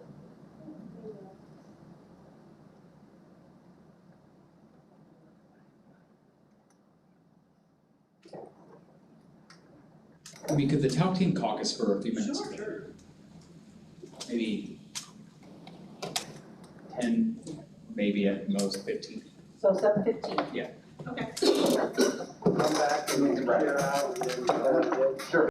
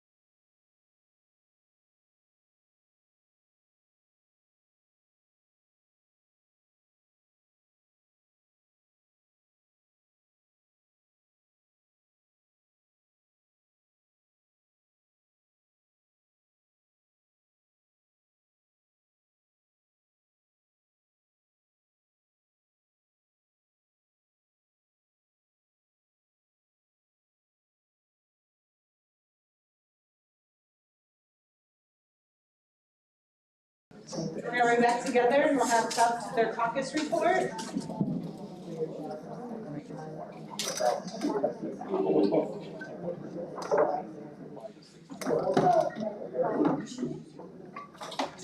All right, go ahead, Kurt. All right, I made some notes here, because during caucus, we discussed the distinction between PLCs, individual planning, common planning, and then maybe there's another thing called group planning. I don't know, maybe we'll get into that. I'm sorry? Group, yeah, there's a lot of different planning times. And we believe that there's some conflation between those and the requirements. And our understanding, we'll get into this when we talk about common planning. But our understanding, and we believe we're supported by some arbitral history, is that contractual planning time is owned by the educators, teacher-directed time. And PLCs are collaborative structures, but we believe they are separate from teacher-directed planning time. And then there's even more. I won't name our folks by name, but teachers are pulled out of their, again, we believe is individually directed planning time for MTSS meetings, IEP meetings. I heard a story where somebody would rather take these things during their planning time because they're losing so much instructional time for these meetings. And this is adjacent, but these meetings are being scheduled without any consultation with the educators. It just pops up on a calendar, oh, I have an MTSS meeting today. And in one case, they had a really cool activity planned for their kids, and that gets usurped by, I've been using that word too much, by these meetings. And we want to ensure that collaboration is meaningful, but we also want to preserve that teacher-directed time. So we think that just some more clarification would help, and maybe for next time, we can look at those, dust off the PLC guidelines. I'll email them to you. They're from FY19, but they're still very applicable, and really discuss, as Kevin would say, who owns the planning time, and go from there. Yeah, ironically, we had the same conversation about those kinds of things. And what is all involved, and primarily around a PLC. Like, so what is the really true definition of a PLC according to the Lee County School District? What are the requirements that are set forth from PLCs within there? Because, if you go out into the world and you talk about PLCs, depending on who you ask, that could be a common planning time. It could be group planning time. It's a professional learning community. So whenever two or more get together, it's basically considered a PLC, but not here. We've defined what that looks like, and then I think that's part of the conversation. Okay. Yeah. I'll send you the guidelines. Maybe we can link them to the agenda today, and then that's something to move forward. Okay. Oh, did I? I believe Jill and I created those maybe in 2018, perhaps. Oh, it's before that. I don't know. Video. Yeah. I remember Jill in the video. Yeah, well, Make sure you pull that one up. No. See that? So, there was a video with Dr. Spire and Margaret. Right. That goes back to maybe 2016. I think it was a little earlier. I But don't we know. updated it again in 2018 or 19, so. I started in 2016, and I, for better or for worse, inherited this contract language. Yeah. Because when I remember linking the extra 30 minutes a day that folks were being paid for that PLC. Right. And Jill gave me some even more history on that, but we can get into it. All right, it is now 7:27. We agreed to end at 7:30. Thinking we have nothing more for the next 3 minutes. No. All right, well, thank you all for really great work tonight. The conversations were. We don't meet for a while again, right? Or, But not until after spring break. Right. So our next meeting is March, not 23rd, March 30th. Wow. Is that right? Yeah. That's a long time. Yeah. Do we go, because I know we go Spout next week and then we're off the following week. And then I think we come back and it's out for us again, so, all right, well, we may have to talk about, that's a long time. Is Mark Smith here next time? That's pretty great.